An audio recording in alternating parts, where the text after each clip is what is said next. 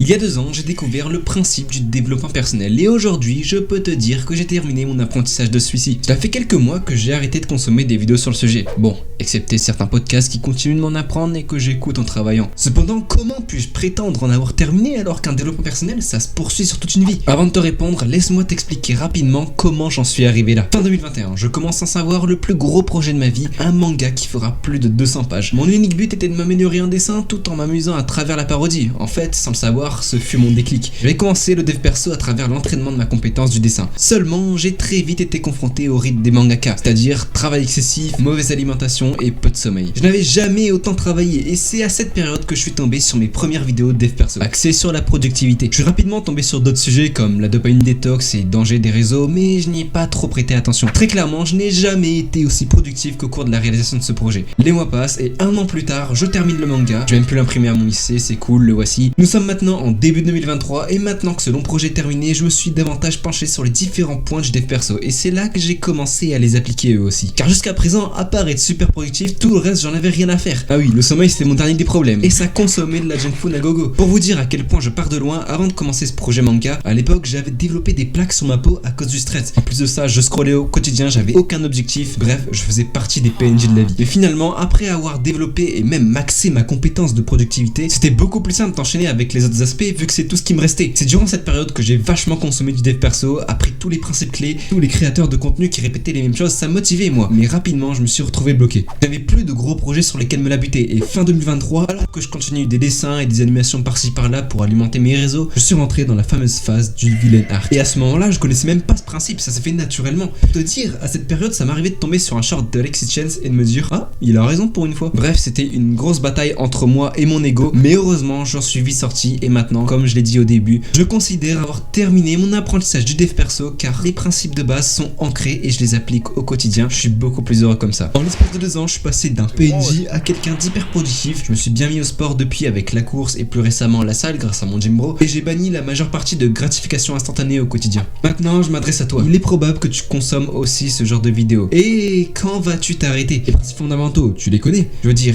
est-ce qu'ils sont clairs pour toi? Différer sa gratification, se développer au quotidien, continuer d'apprendre tous les jours. Si t'es au courant de ça depuis déjà un moment, alors tu n'as plus à regarder de bêtes vidéos sur le dev perso. À part te motiver à très court terme, ce genre de vidéos ne te serviront plus à rien si tu en as déjà tiré les valeurs auparavant. Concentre-toi maintenant sur ton propre développement, passe toi-même à l'action. En bref, c'est comme ça que je considère avoir maxé mon apprentissage du développement personnel.